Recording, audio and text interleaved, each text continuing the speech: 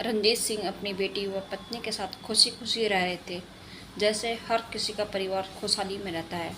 ठीक उसी प्रकार इनकी ज़िंदगी भी चल रही थी। लेकिन एक दिन रंजीत की बेटी आरती के एक सवाल ने उसकी ज़िंदगी का जीने का नज़रिया ही बदल दिया। पास के स्कूल में आरती 5वीं कक्षा में पढ़ती थी। अक्सर उसे कभी उसके पिता तो कभी माँ उसे स्कूल छोड़ने जाया करती थी। स्कूल जाते समय तो सब अच्छा रहता था, लेकिन छुट्टी के समय जब भी उसके पिताजी उसे लेने आते थे तो उसे जरा भी रास न आता था। आरती के दोस्तों के माँ बाप पिता साफ सुथरे कपड़े पहनकर अपने बच्चों को लेने के आते थे, जैसे हर आदमी आता है। आरती अपने पिता से प्यार तो करती थी, लेकिन वो ये नहीं चाहती थी कि उसके पिता स्कूल की छुट्टी होने पर उसे लेने आए। हो भी क्यों ना, दिन में साफ सुथरे कपड़े पहनकर ड्यूटी जाने वाले रंजीत के कपड़े ड्यूटी के बाद इस कदर गंदे हो जाते थे कि बेटी नहीं चाहती थी कि छुट्टी के समय स्कूल आए। एक दिन छुट्टी के बाद रंजीत स्कूल के गेट के बाहर गंदे कपड़ों में अपनी प्यारी बिटिया को इंतजार कर रहे थे। आरती अपने दोस्तों के साथ हंसते मुस्कुराते बाहर आ रही थी, लेकिन जैसे ही उसने अपने पिता को देखा, गुस्से से उसका मुंह लाल हो गया।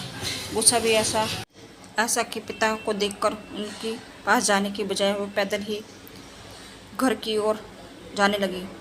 पिता साइकिल लिए बेटी के पीछे चल दिए। कहा, आरती बैठो। नीरस मन से आरती भी साइकिल के कैरियर पर बैठ गई।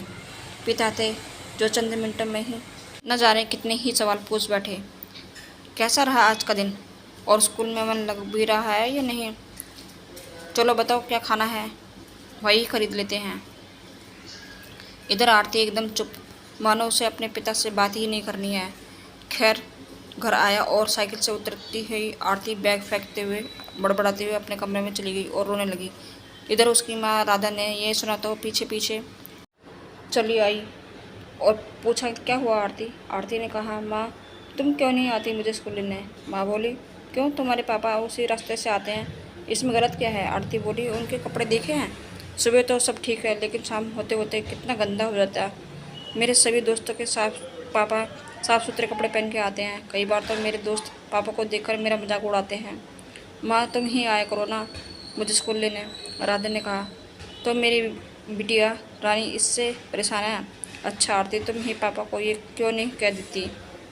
कुछ दिनों के बाद आरती पापा के पास गई और कहा, पापा मुझे आपकी एक चीज़ नहीं पसंद। रंजीत बोले, क्यों, क्या नहीं पसंद? ज़रा बोल के तो देखो, तुम्हें खिलौने चाहिए क्या?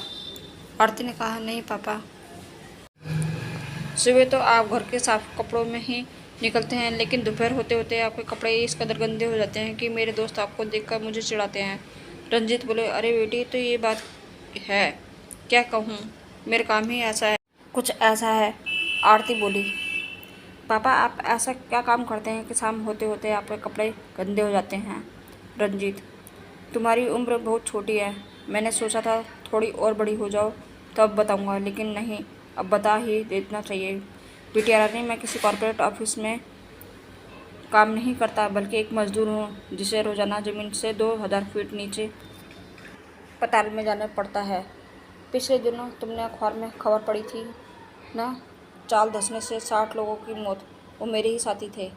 मैं खुशकिस्मत था क्योंकि मेरी सुबह की शिफ्ट थी, तुमको स्कूल से लेने जो आना था।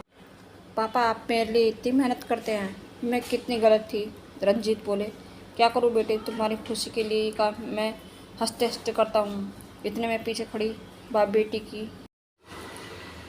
की बात सुन रही राधा बोली, आरती तुम्हें पता भी है तुम्हारे पापा घर से निकलते तो हैं, लेकिन उन्हें ये पता भी नहीं होता कि घर लौटेंगे भी या नहीं। मैं जानती हूँ कि कितनी मुश्किल से वो हमारे लिए पैसा कमा रहे हैं। ज़मीन की गहराई में जाकर वे कोयला निकालते हैं, यही वजह है कि तुम्हारे पापा के कपड़े गंदे हो जाते हैं। तो वहाँ गर्मी भी इतनी है कि हम लोग एक पल भी वहाँ नहीं रह पाएंगे। डर इस बात का बना रहता है कि चाल कभी भी धंस सकती है। लोग डर के साए में काम करते हैं। अगले दिन छुट्टी के वक्त पापा रोजाना की तरह स्कूल के गेट के बाहर गंदे कपड़े में खड़े थे, लेकिन इस बार आरती उनसे नज़र चुराने के बजाय जाकर उनके गले लग गई।